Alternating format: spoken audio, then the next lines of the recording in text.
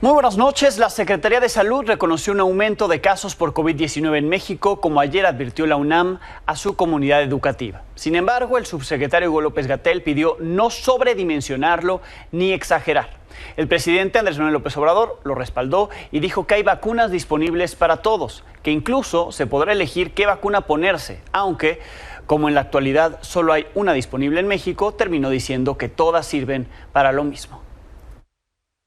Es importante no sobredimensionar, no exagerar la preocupación sobre algo que muy claramente y objetivamente presenta la universidad. Ellos lo que dicen, y coincidimos con su apreciación, la situación está en calma. Tuvimos un aumento en el número de casos estimados y estos casos estimados son fundamentalmente los casos que no han requerido hospitalización. El cubrebocas siempre tiene una utilidad, lo hemos dicho una y otra vez. No está mal que lo use, no hay ningún problema que lo use, pero tampoco estamos haciendo una recomendación de uso masivo, intensivo en un momento dado. El gobierno federal permitirá que empresas y entidades o particulares compren sus vacunas en empresas del extranjero, por ejemplo, a los Estados Unidos, de manera que todo mundo tenga la libertad de elegir qué vacuna contra COVID ponerse. Sí, eso no hay ningún problema. Estamos hablando de que para este octubre, cuando empiece la campaña, ya podrá disponerse de cualquier vacuna, cualquier ciudadano contra COVID. Sí, eso nunca lo hemos impedido, nunca. No habrá la obligación, es que no hay ninguna necesidad, porque nosotros tenemos vacunas, ¿sí? Y son vacunas certificadas y es gratuito. ¿Para qué se va a poner otra vacuna si tiene el mismo efecto? Las declaraciones obedecen al comunicado de ayer de la Universidad Autónoma de México sobre el repunte de casos COVID previo al inicio del curso escolar 2023-2024, que indica que el virus circula ampliamente a nivel comunitario en gran parte del país y, aunque asegura que la situación se encuentra en relativa calma, recomendó a la comunidad estudiantil, la UNAM, a seguir las medidas de prevención. Por ejemplo, si una persona presenta síntomas, aislarse de 3 a 5 días, así como usar cubrebocas al convivir con otras personas, especialmente si conviven en espacios cerrados por más de 30 minutos. Estos son los datos de la Secretaría de Salud sobre el comportamiento de COVID-19 en la actualidad. Entre mediados de junio y la segunda semana de julio, podemos ver que el índice de positividad, es decir, cuántos casos daban positivo, muestra cómo de cada 100 pruebas que se realizaron, 25 resultaron positivas, es decir, la cuarta parte. En las 3 semanas posteriores, el porcentaje aumentó hasta llegar al 31%. Los casos activos registrados son 3,558. Hoy platiqué al respecto con el doctor Francisco Moreno, infectólogo y jefe de medicina interna del Centro Médico ABC. Esto me dijo. ¿Existe este repunte? ¿Es de preocupación? ¿Y cómo prepararse entre los ciudadanos para enfrentar esto que se está viviendo actualmente? Ya pasamos la fase pandémica, ya pasamos la fase en donde había un alto riesgo de que si enfermaras pudieras llegar al hospital y fallecer. Estamos teniendo un pequeño repunte, lo cual está ocurriendo no solamente en México, sino en diferentes partes del mundo, en donde pues, hay un mayor número de contagios porque la subvariante que está en este momento circulando es más contagiosa y escapa más a la inmunidad que hemos generado. Sin embargo, la mayor parte de los cuadros son benignos, son gente que sufre un cuadro respiratorio alto, que dura unos cuantos días y se termina. El mensaje es, esto no se ha terminado y vale la pena que si tienes alguna enfermedad o eres una persona vulnerable o vives con alguien vulnerable o eres un trabajador de la salud, uses cubrebocas. ¿Por qué? Porque así los proteges a ellos, te proteges tú y evitamos que siga contagiándose gente que desafortunadamente no pueda tener una buena evolución. ¿Qué vacunas sería lo ideal? ¿Cuántas dosis debería de tener la ciudadanía en México y cuáles? ¿No? Sabiendo que hay vacunas bivalentes en Estados Unidos, por ejemplo, pero aquí no. ¿Cómo deberíamos estar preparados precisamente para enfrentar un contagio? Mira, el virus ha ido variando y ha provocado estas llamadas variantes que son resultado de mutaciones que presenta el virus. Es decir, el virus se va haciendo más diferente del original. La vacuna que se creó en forma inicial, tanto AstraZeneca, la primera de Pfizer, Moderna, las que tenemos en México, son de la variante original. Entonces hay que ir actualizando para que lo que te pongas te proteja más con lo que está ocurriendo. Eso se hace con la influenza. Anualmente ponemos una vacuna que está actualizada.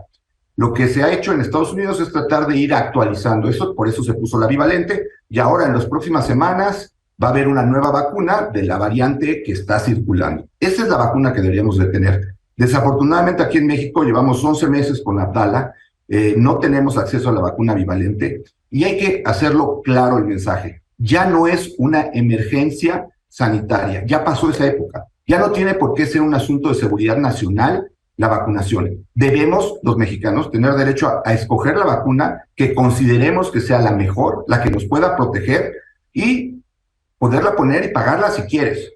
Pero no debemos de permitir que sigan poniendo la vacuna que ellos quieren, cuando quieren, donde quieren y como quieren. Ese es el problema actual. Bien, como dice, la que está presente en algunos centros de salud es la Abdala, no hay otra vacuna según la información que tenemos. ¿Qué falta para que en este caso el sector privado pueda adquirir vacunas y quien quiera pueda ir a ponerse la vacuna con cierto costo?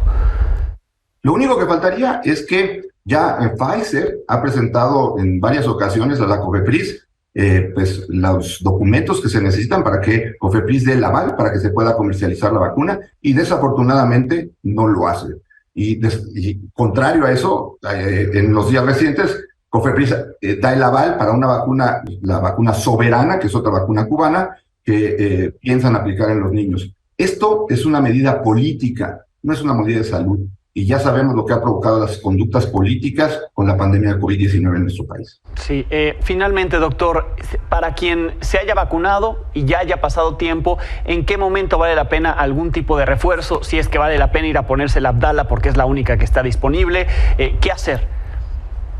Yo les recomiendo que esperen ahorita, no se pongan una vacuna bivalente, no vayan a hacer un viaje a Estados Unidos ahorita. ¿Por qué? Porque va a haber una nueva vacuna en el próximo mes o en las próximas semanas. Lo que hay que pedir, hay que exigir, es que se liberen las vacunas y que no tengamos que ir corriendo a otros países, porque no todos tienen esa posibilidad, y entender que ya pasó el tiempo de que si se compró Abdala, que se compró, la vacuna sigue sin estar autorizada por la Organización Mundial de la Salud. No tenemos por qué ponernos una vacuna cuya calidad es dudosa. Pero esa es la vacuna que hay. El director de Gobierno Digital de la Agencia Digital de Innovación Pública de la Ciudad de México, Eduardo Clark, dijo en entrevista radiofónica esta mañana que la vacuna disponible en la capital del país es la cubana Abdala, que cualquier persona mayor de 18 años se la puede aplicar en los centros de salud del gobierno capitalino.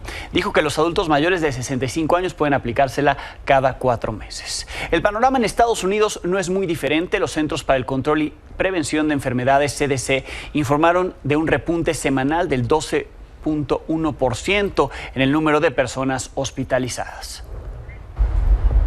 Me enlazo a Estados Unidos con el doctor Carlos del Río, epidemiólogo, con quien hemos conversamos varias veces durante la época más ardua de la pandemia. Y ahora, pues en esta nueva etapa, repunte de casos se está reportando tanto en Estados Unidos como en México. ¿Cómo están las cosas por allá, doctor? Buenas noches, Alejandro, ¿cómo estás? Pues mira, estamos viendo un aumento ligero de casos. Lo que no se ha visto aún es un aumento de hospitalizaciones y no se ha visto un aumento de enfermos graves, de fallecimientos, pero estamos viendo un repunte de casos. Lo que se observa es que el cálculo en Estados Unidos es que cerca del 87-88% de la población o está vacunada o ha tenido COVID, y entonces eso pues disminuye insignificativamente la severidad de las infecciones. ¿Cómo va la vacunación? Sabemos que Estados Unidos ha tenido acceso a las vacunas, las ha otorgado a toda su población, incluso de otros países hemos ido a vacunarnos a Estados Unidos. ¿Cómo van? Entiendo que están por renovar estas vacunas bivalentes, es decir, actualizadas a las últimas variantes. Así es, en unos meses saldrá una nueva vacuna bivalente actualizada a la nueva variante, la variante XBB, que es la que está circulando actualmente. La vacuna bivalente actualmente disponible. El problema que hemos visto, Alejandro, es que únicamente el 16% de la población, a pesar de estar disponible, se han puesto la vacuna. Y los que más me preocupan a mí son las personas mayores de 65 años, y de ellos únicamente el 46% se han puesto la vacuna bivalente. Entonces, hay vacunas, pero lo que no hay es vacunación. A diferencia de lo que pasa en México, ¿no? Aquí no hay vacunas, allá sí tienen las vacunas, pero entonces la gente no está acudiendo a vacunarse. ¿Por qué motivo? Porque la gente ya siente que el COVID se acabó, ya no quiere pensar en COVID, ya no quiere vacunarse. Es un poquito como una negación importante más que ver la realidad. Mi recomendación aquí en Estados Unidos es que todas las personas, pero en particular aquellos mayores de 65 años, se pongan el refuerzo bivalente. Es muy importante para aquellos mayores de 65 años que son los que tienen más riesgo de ponerse graves y de fallecer. Sí, ¿qué es lo que han estado viendo? Digamos que aunque es muy ligero el repunte, no se incrementan hospitalizaciones, pero quien sí llega al hospital y quien llega a morir lamentablemente tiene este factor, ¿no? Es la edad, podría ser, y comorbilidad. La edad y comorbilidad, y sobre todo edad y no haber recibido su refuerzo. Ok, de tiempos, al que más le afecta, ¿cuánto tiempo pasó de su último refuerzo? Mira, si las personas mayores de 65 años, si han pasado más de 4 o 5 meses, les estamos recomendando que se pongan un segundo refuerzo. Ok, más de 4 o 5 meses, 4 o 5 meses. Y para cualquier persona, ahí se estableció que cada año, como influenza, se fueran a vacunar. ¿Sigue este esquema? Eso es lo que se está recomendando y es lo que va a pasar ahora en el otoño. Bien, en el otoño entonces. Bien, pues doctor, le agradezco muchísimo. Así las cosas entonces con COVID-19 por allá. Un placer estar contigo, Alejandro. Buenas noches. Gracias, buenas noches a Carlos del Río.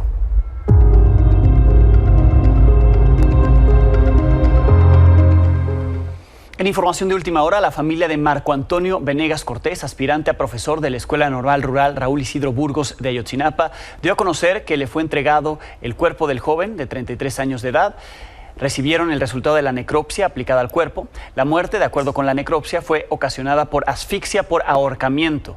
Recordemos que en este espacio ayer le presenté el hallazgo del cuerpo. Había permanecido casi una semana desaparecido. Lo encontraron en una brecha cercana a la Escuela Normal Rural de Ayotzinapa, donde había ingresado el fin de semana del 22 de julio al curso de inducción que se da a quienes van a entrar, quienes van a ingresar a prepararse como maestros en la Escuela Normal Rural. De ahí, al parecer, habría salido y su cuerpo fue encontrado apenas el fin de semana. Asfixia es lo que reporta la necropsia, a la cual, asfixia por ahorcamiento es lo que reporta la necropsia, a la cual tuvo acceso su familia. Ya la Fiscalía de Guerrero, que no ha informado absolutamente nada al respecto, tendrá que sacar conclusiones y judicializar el caso en caso de que se detecte que hubo un responsable de esa asfixia por ahorcamiento. Veremos qué sigue en la investigación del caso. Vamos a más información del día.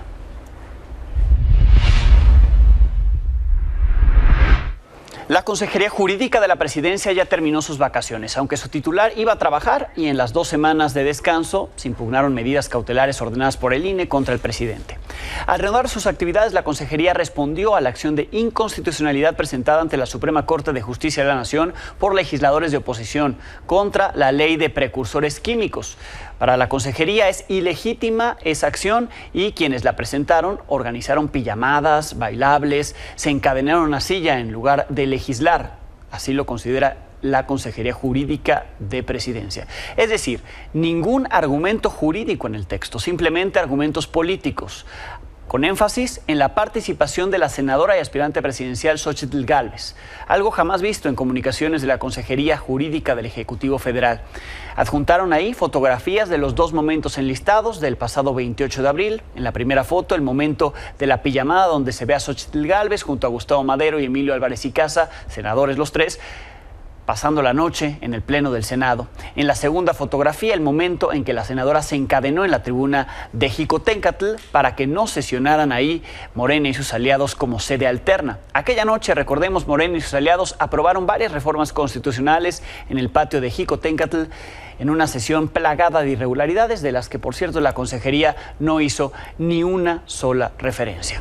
Ante estos señalamientos, Xóchitl Gálvez aún no ha emitido ninguna respuesta. Sobre los nuevos libros de texto gratuito, o lo que se sabe de su contenido, lo de que una jueza federal dio una prórroga de 24 horas para que la Secretaría de Educación Pública y la Comisión Nacional de Libros de Texto acataran la suspensión definitiva concedida a la Unión Nacional de Padres de Familia para detener la impresión de estos libros de texto de primaria para el ciclo escolar 2023-2024 y que se realice conforme a los programas y planes que sean aprobados.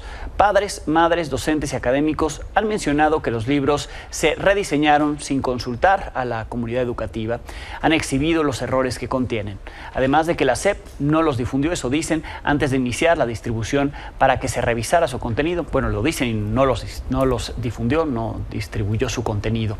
El presidente López Obrador habló al respecto. En la mañana descartó problema alguno con los libros. Los libros van a llegar para el reinicio a clases el día 28 de este mes de agosto. que está iniciando es el regreso a clases. Van a estar ya los libros. No hay ningún juicio de amparo que impida el que se distribuyan los libros. No hay nada que impida eso. Se está planteando que no se distribuyan a las escuelas o a los niños hasta que no se presenten los planes de estudio, pues todavía falta tiempo para la presentación de los planes de estudio. La secretaria de Educación Pública, Leticia Ramírez, aseguró que hasta ahora, o hasta esta tarde, cuando publicó un video, la SEP no había recibido notificación oficial de un requerimiento de juicio de amparo para suspender la producción y distribución de los libros de texto gratuito y que se hicieron junto con maestros y especialistas.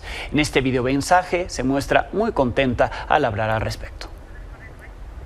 La Secretaría de Educación Pública ha cumplido escrupulosamente con el desahogo de los requerimientos judiciales y, en observancia al principio de legalidad, les informo que estamos en tiempo, en forma y en condiciones de publicar los programas de estudio definitivos que constituyeron la base para la elaboración de los nuevos libros. No hemos sido notificados oficialmente del requerimiento de amparo al que se refieren hoy los medios de comunicación masiva. En cuanto esto suceda, se implementará el mecanismo legal correspondiente para atender dicha notificación. Los nuevos libros de texto gratuitos son el resultado del trabajo solidario de miles de maestras y maestros innovadores. Las y los estudiantes aprenderán desde una perspectiva humanista, científica, de igualdad de género, diversidad, justicia social e inclusión.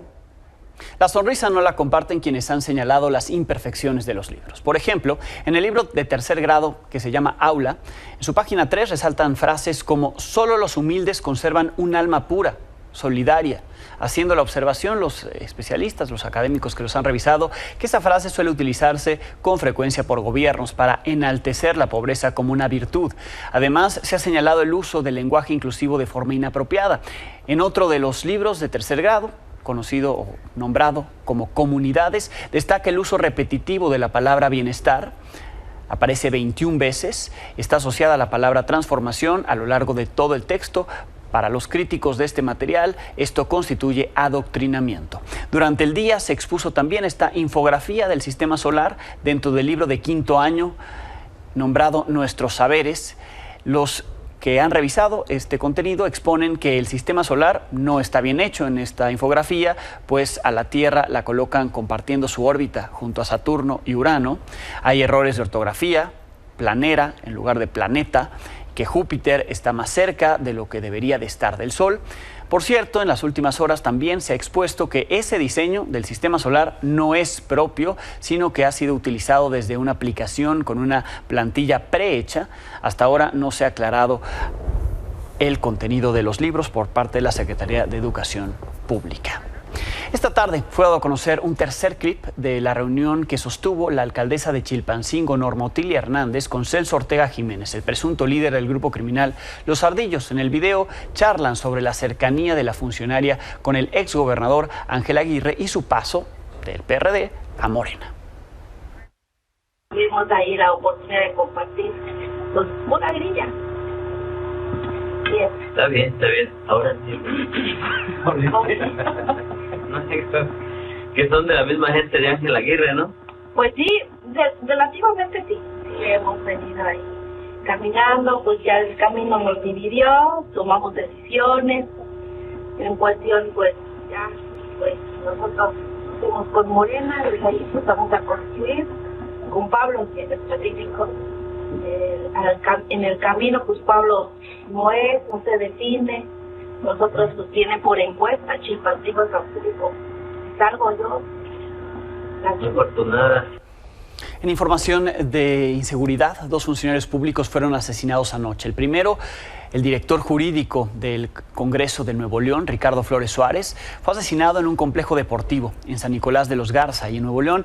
Hasta ahora no ha habido personas detenidas por el asesinato. El segundo homicidio ocurrido contra un funcionario público ocurrió en la Ciudad de México. La víctima fue identificada como Pablo Eduardo Casañas Calzada. Era director jurídico del Centro Federal de Readaptación Social en Guanajuato. Salió de su residencia. Cuando iba a subirse a un vehículo comenzaron a dispararle. Tampoco se ha informado de la detención de los agresores. En más hechos de violencia, en Coacalco, en el Estado de México, un grupo de presuntos extorsionadores incendió una combi luego de bajar a los pasajeros y al conductor. El operador de esta unidad relató que minutos después de haber iniciado la ruta, 6 motociclistas le cerraron el paso y con armas de fuego lo amagaron para obligarlo a bajar. Luego rociaron la gasolina sobre la camioneta y huyeron. Dejaron un mensaje de amenaza para los líderes de esta ruta. Hasta el momento tampoco hay detenidos. En Jalisco, los recientes hechos que han involucrado explosiones en Tlajomulco de Zúñiga se originaron con artefactos que permanecían ahí desde el 11 de julio, cuando se originó la emboscada y primera explosión en la que elementos estatales y municipales, así como algunos ciudadanos, fallecieron. Otros resultaron heridos. Por la explosión de esta semana no hubo personas lesionadas, así se informó. Se determina que dicho artefacto es de la misma característica y fue instalado durante el mismo periodo del pasado 11 de julio. ¿Qué quiere decir esto? Es una serie de los explosivos antiguos, de los mismos explosivos que detonaron anteriormente, por lo cual se descarta que se trate de un nuevo ataque o se descarta que se trate de un nuevo explosivo implementado posteriormente. Seguimos documentando la crisis de fentanilo en Baja California, sí, en México. Crisis de consumo de fentanilo en México. Hoy la segunda entrega. Mi compañero Ángel Hernández presenció cómo se aplican las pruebas para confirmar si en los cuerpos que llegan al servicio médico forense hay rastros de esta droga. Aquí la historia.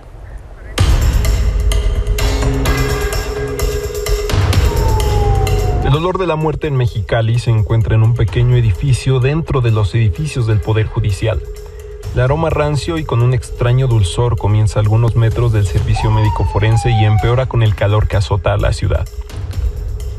Todos los días llegan personas buscando a sus seres queridos. César, su director, tiene un importante reto sobre sus espaldas: identificar cuántos cuerpos tienen restos de fentanilo. Hace poco más de un año inició el proyecto para comenzar a levantar estadísticas confiables sobre la crisis que está generando esta droga en la ciudad fronteriza. Una crisis que está dejando sin esperanzas ni oportunidades a las personas en situación de calle, las más vulnerables. Porque yo no tengo venas. Me explico, yo no tengo venas, o sea, yo tengo que buscar una vena donde la hay, el loco. Donde la hay, ahí la tengo que... Al forense estatal llegan los restos de personas que perdieron la vida de manera violenta, que murieron en la vía pública. En más de un año y con más de 1,200 estudios realizados, descubrieron que en la mitad había presencia de drogas, y en el 33% de ellos, unos 200 cuerpos, específicamente fentanilo. Además, en la mayoría hay presencia de otras drogas, lo que podría indicar que esta está contaminada o la mezclan a propósito. Se va a colocar una muestra de sangre, orina, humor vítreo, dependiendo de las condiciones del cadáver, y esta tira reactiva nos va a dar un resultado únicamente positivo o negativo al fentanilo. Como en esta prueba realizada una muestra de orina de un cadáver que dio positivo a anfetaminas, metanfetaminas y marihuana. César además ha detectado que los usuarios de fentanilo tienen un perfil distinto. Estos son personas que a lo mejor iniciaban con el uso del fentanilo y fallecieron. ¿Sí? ¿Por qué? Porque no les da tiempo de ser mucho tiempo usuarios del fentanilo, los mata. Y un alto porcentaje los encontramos incluso con las jeringas colocadas en el cuello, en el brazo, inyectándose, fallecen. Menores y adultos mayores están entre las víctimas de estas drogas. Hemos encontrado menores, hemos encontrado personas de la tercera edad, y va desde la persona atropellada, la persona que tuvo una volcadura, la persona que se suicidó, la persona que fue asesinada. Es indistinto. Sí hay un ligero, se va orientando más hacia las personas en situación de calle, pero no es regla. El estudio se ha expandido a Tijuana, una de las ciudades más violentas del país y donde la huella del fentanilo es cada vez más profunda. Ahorita actualmente lo que hicimos, se sigue haciendo el cualitativo, lo que hicimos fue expandirlo al municipio de Tijuana, que Tijuana sí es la ciudad con mayor cantidad de ingresos diarios. Allá en promedio ingresan entre 15 y 20 cuerpos todos los días, incluso es más alto que la Ciudad de México. Entonces, desde marzo de este año ya estamos realizando también estos estudios en la ciudad de Tijuana. Con imágenes de Hugo Armando López y Javier Ríos para Milenio Noticias, Ángel Hernández. Y ahora miro la realidad, a veces que traigo hambre, a veces que me le digo a ellos, por acá y otros temas, anoche se difundió este video. Un hombre golpeando a un joven de 15 años sin que nadie intervenga. Ocurrió en un Subway en San Luis Potosí, luego de haberle pedido que esperara su turno para ser atendido. A cambio, lo agarró a golpes, puñetazos, patadas, hasta dejarlo inconsciente. La Fiscalía Estatal reveló que el agresor es un golpeador profesional. Fue identificado como Fernando Medina, alias El Tiburón, es licenciado en Derecho, experto en artes marciales mixtas. Usuarios de redes lo señalaron como propietario de un negocio de autopartes y de un gimnasio. La Fiscalía Estatal inició ya la investigación, la inició de oficio, pero también ya recibió la denuncia de los familiares del joven golpeado, quien por cierto está estable, pero sufrió fracturas en la nariz y en los pómulos. Subway informó que brindó apoyo y asistencia, también tiene voluntad la empresa para esclarecer el caso y llevar al responsable ante la justicia. No es la primera vez que este hombre actúa de forma violenta y es captado en video. Aquí otro momento, se le ve golpeando a otro hombre en plena vía pública. Ahí esperó a que la víctima ensangrentada pudiera levantarse para seguir, no tenemos, ahí está, para seguir la golpiza. Ese es el video anterior. Se dio a conocer ahora que este hombre golpeó al trabajador de Subway. Este sería un video pasado, un video de viejo, pero pues se ve la misma actitud de este sujeto. De proceder la acusación, podría ser incluso acusado de intento de homicidio. Sobre los casos de mexicanos desaparecidos en el extranjero, no ha habido novedades. El paradero de María Fernanda Sánchez Castañeda, la estudiante que desapareció en Berlín, allá en Alemania, el pasado 22 de julio. Esta mañana el presidente López Obrador reiteró que las autoridades siguen ayudando en la búsqueda. Dice que se está avanzando en la investigación, pero no se ha dado con ella. Mientras que en el caso de Carlos Tomás Aranda, se lo presenté aquí la semana pasada, platicamos con su hermano, estudiante que desapareció en Osoyos, en Canadá, fue de visita, había terminado estudios de turismo aquí en Oaxaca. Él desapareció el 7 de julio, allá en la Columbia Británica. Su padre lo ha buscado en la zona donde se le vio por última vez. Ni la autoridad local ni el consulado mexicano han logrado dar con él. Aquí le presento La travesía del padre. Solo ha contado con el apoyo de algunos paisanos en sus recorridos.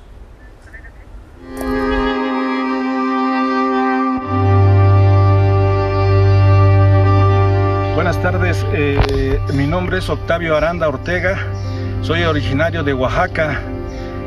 Acá me encuentro en el pueblo o ciudad de Osoyos, Canadá, ya que mi hijo desapareció en esta área.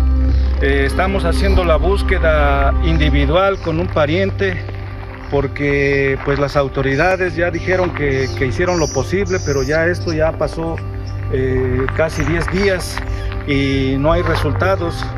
Estamos solicitando que se haga otra, entre comillas, búsqueda porque no nos consta, nosotros no nos han entregado un reporte ni la policía ni el consulado que hemos estado pidiendo.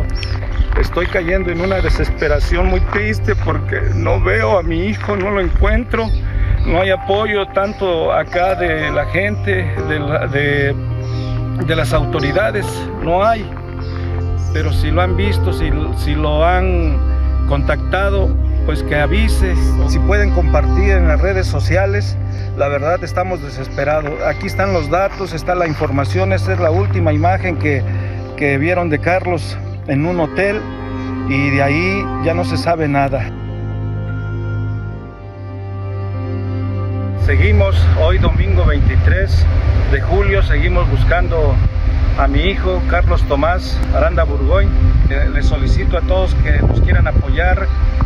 Pues el número ahí está en los papeles, pero también pueden comunicarse al número personal que también está escrito allá en las papeletas que estamos pegando. Le voy a agradecer de corazón que me avise si ve a mi hijo, si sabe algo de él, pues no dude en avisarme, ¿sale? O si tienen alguna información de que por dónde pudo irse, o si lo vieron tirado en alguna parte, o cualquier situación es bienvenida. Yo se los voy a agradecer de corazón.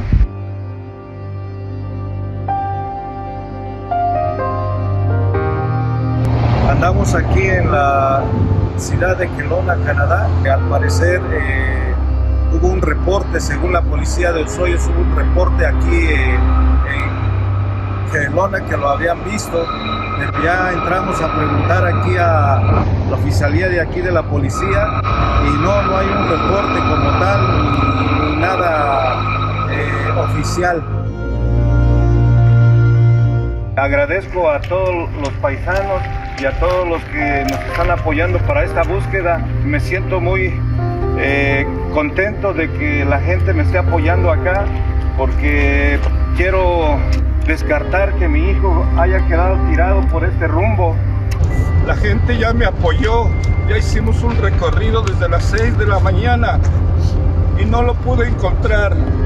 Así es que le agradezco a toda esta gente de buen corazón que me apoyó y que estuvo conmigo en todos los momentos.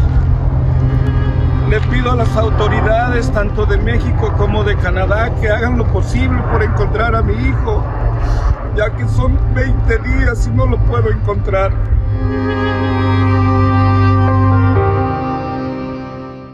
$25 días lleva desaparecido Carlos Aranda allá en Canadá. Pausa, volvemos.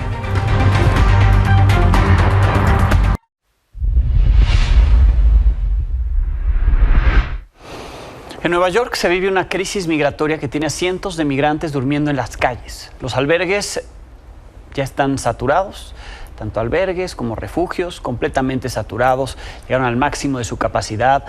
Han optado por dormir ahí, pasar la noche a la intemperie. Las autoridades les ofrecen boletos para irse a otro estado, pero ellos aseguran que no tienen a dónde ir. Han surgido iniciativas ciudadanas para darles otro tipo de apoyo, como ropa gratis y comida. Recordemos que muchos de ellos están ahí por culpa del gobernador de Texas, de Greg Abbott, que desde Texas los manda a lugares, a ciudades gobernadas por demócratas para llevarles lo que él dice es un problema que enfrenta a su estado y se los lleva a esas ciudades. Pues así están las cosas en Nueva York. Y hablando de su relación, de la relación de esa información con Texas, el muro flotante del gobierno tejano que instaló hace varias semanas representa así una barrera para los migrantes, pero aún estando ese muro flotante, que Biden ya pidió que se retire, pero Greg Abbott insiste en dejarlo ahí, pues aún con ese muro los migrantes quieren seguir cruzando. Aquí la historia de mi compañera Sandra Gómez.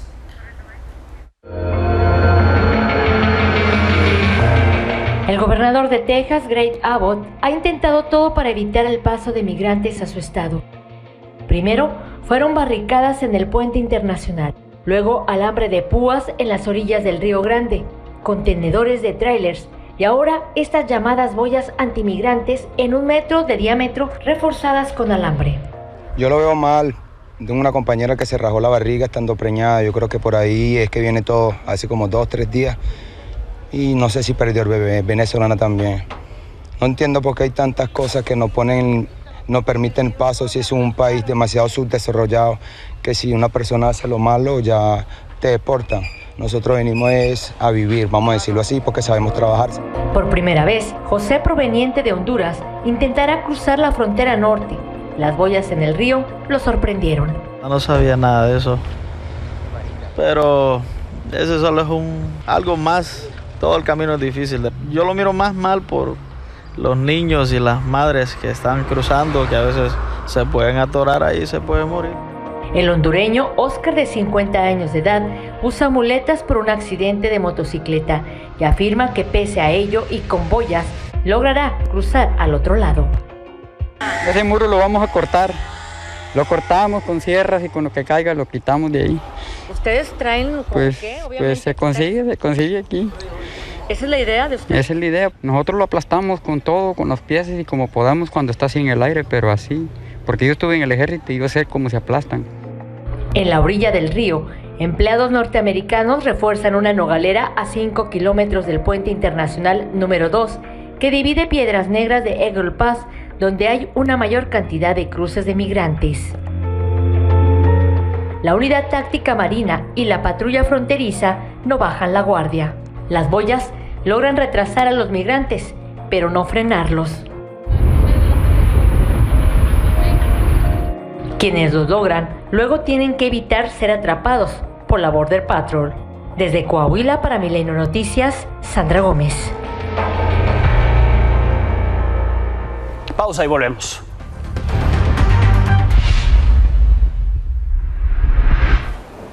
En Estados Unidos, Donald Trump fue acusado de nueva cuenta luego de que un gran jurado determinó que procedían los cargos en su contra. Esto ocurrió en el Distrito de Columbia, sí, ahí en la capital estadounidense.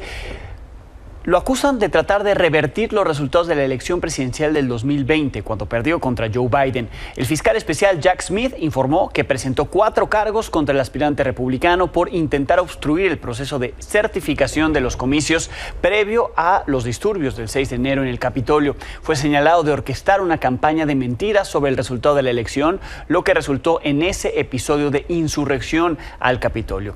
Esto fue lo que dijo el fiscal especial del caso. The attack on our nation's capital on January 6th, 2021 was an unprecedented assault on the seat of American democracy. As described in the indictment, it was fueled by lies.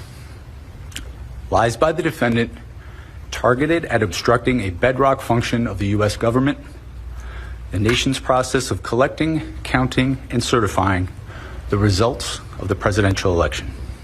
My office will seek a speedy trial so that our evidence can be tested in court and judged by a jury of citizens. In the meantime, I must emphasize that the indictment is only an allegation and that the defendant must be presumed innocent until proven guilty. Aquí el detalle de los 4 nuevos cargos. Son cargos federales. El primero, conspirar para defraudar a los Estados Unidos. Conspirar. El segundo, para obstruir un procedimiento oficial. Está acusado de obstruir e intentar obstruir un procedimiento oficial.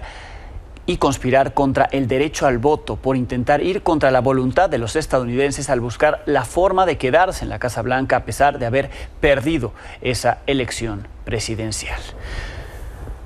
El aspirante republicano acumula 41 cargos federales en 3 procesos penales. Al 4 del día de hoy se suman 31 por retención intencional de información de defensa nacional, los documentos que fueron encontrados en Mar-a-Lago, en su propiedad de Florida. Hay uno más por conspiración para obstruir la justicia, otro por retener un documento registro, enfrenta un cargo por ocultar de forma corrupta un documento registro, documentos en una investigación federal, ser parte de un esquema de ocultamiento, así como declaraciones y representaciones falsas, además de los cargos civiles que también ha enfrentado. Algunos ya ha sido declarado culpable, otros siguen en proceso. Sin embargo, está empatado con Joe Biden en las encuestas y podría ser el próximo presidente de Estados Unidos. Los veo mañana, 21 horas. Encuentra toda la información de Milenio en nuestro canal de YouTube, suscríbete y activa la campanita.